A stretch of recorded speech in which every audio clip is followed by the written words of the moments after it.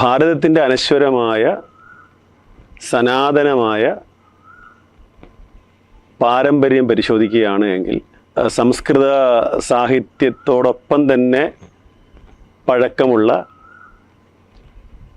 തമിഴ് വേദ ഗ്രന്ഥങ്ങളെയൊക്കെ പരിശോധിക്കുമ്പോൾ അത്ര പരിചിതമല്ലാത്ത, ഇന്ന് നമുക്ക് ശാസ്ത്രീയമായിട്ട് നിർവചിക്കാൻ പറ്റാത്ത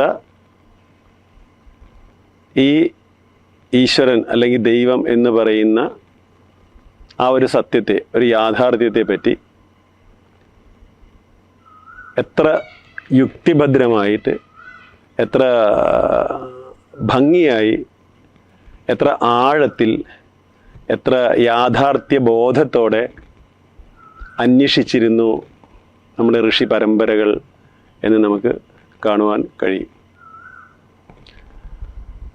അതുകൊണ്ട് തന്നെ ഈശ്വരൻ എന്നുള്ളതൊരു ചെറിയ വിഷയമല്ല. വെറുതെ വിശ്വസിച്ച് വിഴുങ്ങാൻ വേണ്ടും നിസ്സാരമായ ഒന്നല്ല ദൈവം, ഈശ്വരൻ.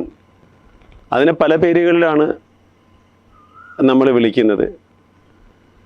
ആത്മാവെന്നും ഈശ്വരനെന്നും, തമിഴിൽ ആവി എന്നാണ് പറയുന്നത്, ആവി. അറിവെന്നും ജ്ഞാനമെന്നും ബ്രഹ്മമെന്നും പരിശുദ്ധാത്മാവെന്നും പരമ്പൊരുളും എന്നും ഒക്കെ പല പല പല പേരുകളിൽ മനുഷ്യൻ അതിനെ വിശദീകരിക്കാനും മനസ്സിലാക്കാനുമൊക്കെ ശ്രമിക്കുകയും വിളിക്കുകയുമൊക്കെ ചെയ്ത ആ പേരുകളിലൊക്കെ.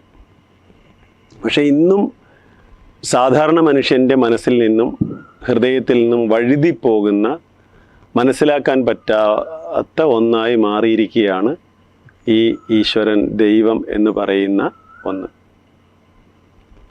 അത് നമ്മുടെ ശാസ്ത്രം എന്താണ് പറയുന്നത് എന്നതിനെപ്പറ്റി ഒരു സാമാന്യ ബോധമെങ്കിലും നമുക്കുണ്ടെങ്കിൽ വളരെ നന്നായിരുന്നു. അതുപോലും പലപ്പോഴും നമ്മുടെ വിശ്വാസം കാരണം ആ സാമാന്യ ബോധം അല്ലെങ്കിൽ അതിനെ പറ്റിയുള്ളൊരു ശരിയായ ധാരണ വളർത്തിയെടുക്കുന്നതിലും നമ്മൾ പാരമ്പര്യമായിട്ട് പരാജയപ്പെട്ട് പോയിട്ടുണ്ട് എന്നുള്ള ഒരു വസ്തുതയാണ് എന്ന് അറിഞ്ഞുകൊണ്ടായിരിക്കണം നമ്മൾ ഈ അന്വേഷണം ആരംഭിക്കേണ്ടത്.